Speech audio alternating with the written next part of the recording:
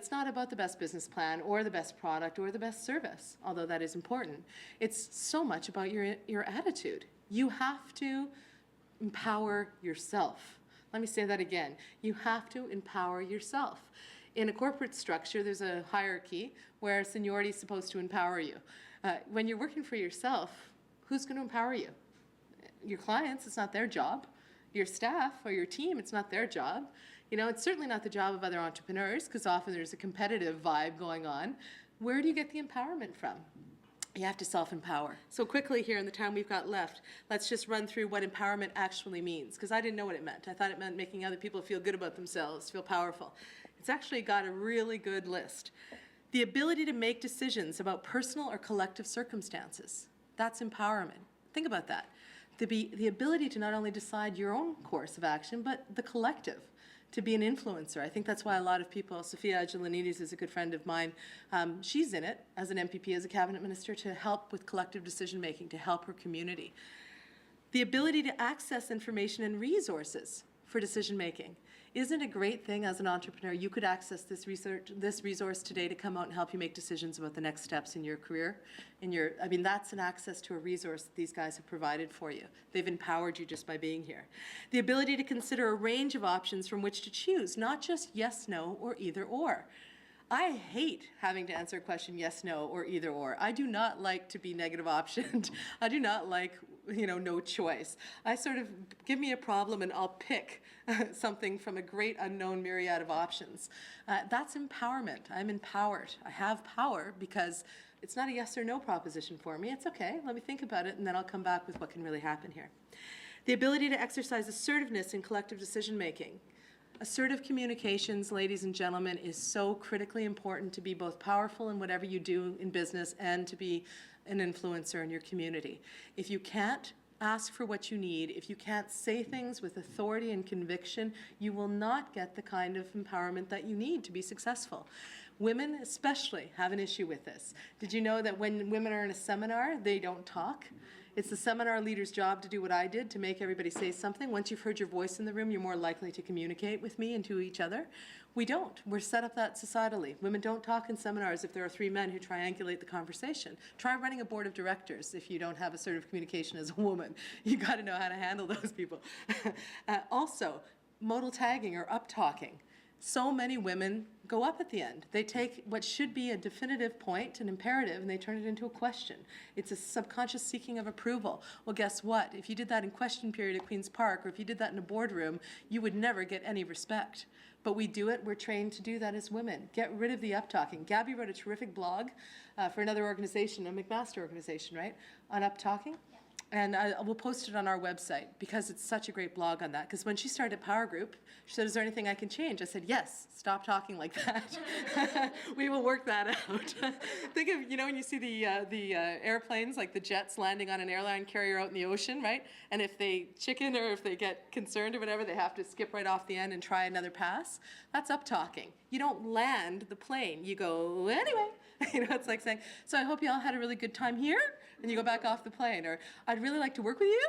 I can't even do it anymore. But that's how women speak, especially in business. Stop it. Land the plane. You have convictions. End them. Get on that airline carrier. Assertive communication isn't just being ability to take on conflict because you see opportunity, and it doesn't mean fighting. It does not mean fighting. And by the way, having a discussion is not an argument. I get paid to have discussions every week on television. And, it's no holds barred. It's respectful, but it's forceful. And at the end of the day, I didn't argue with my coworkers. We all go out and have drinks afterwards.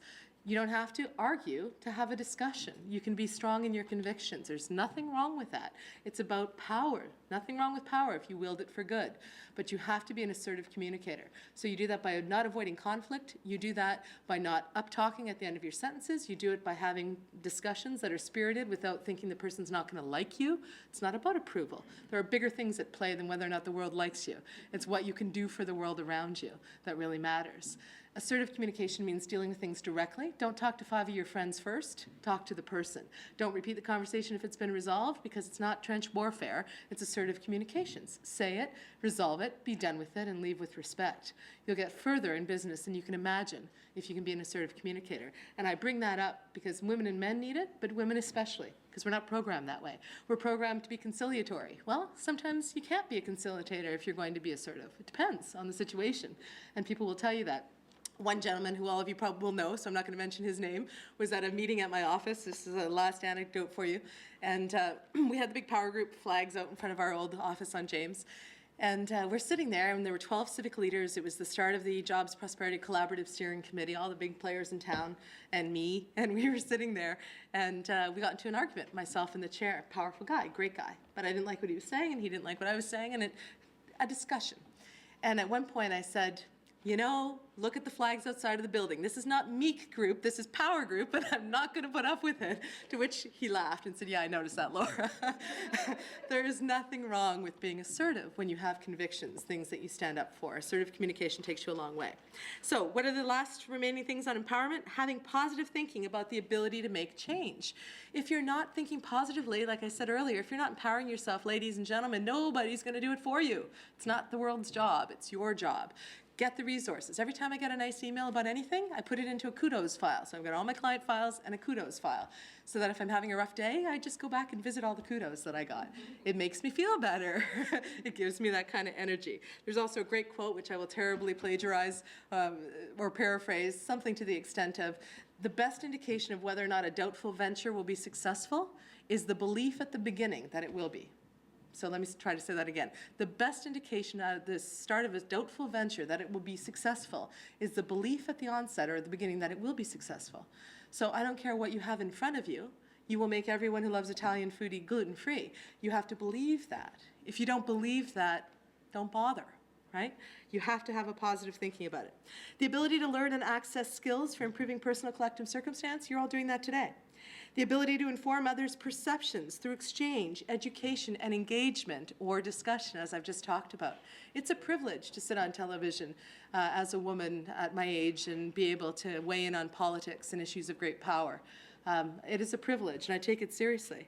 The ability to inform others, to engage them, it's a privilege.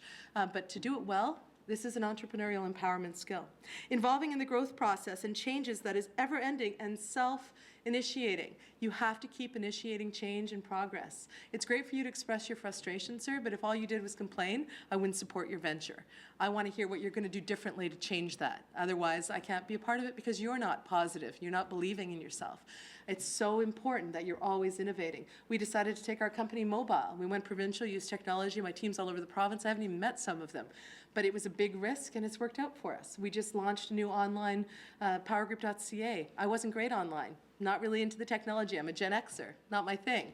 But you know what? The Gen Yers have taught me, and now we're a force online, you know, and that was innovation for me. It's important to keep involving in the growth process. Increasing one's positive self-image, tough. Overcoming stigma, there's all kinds of stigma, whether it's an immigration stigma or a female stigma or a weight stigma or whatever you want. People judge you before they know you, so get over it and deal. Be assertive. Who cares? I don't care what you think of me. I care what it is that you and I are able to do together. That's what matters. Increasing one's ability to discrete thinking to sort out right and wrong. And this is the last one, which I thought was so cool. Empowerment means being able to, at your own discretion, sort out right from wrong. If you know who you are, you know your values, you know that you can communicate them assertively to others and that you've got a great future ahead of you, then you can have the discretion within yourself to know your moral compass, to know your ethics, to sort out right from wrong. Isn't that great empowerment? To me, that one is just the best. So I'll take questions in a moment if you have any, but let me end on this. Power, it's a good thing. Because power, if you use it as influence, can influence successful sales, can end breast cancer for women, can do all kinds of things. Power is good, influence is good. The best use of that power, I believe, is empowering others.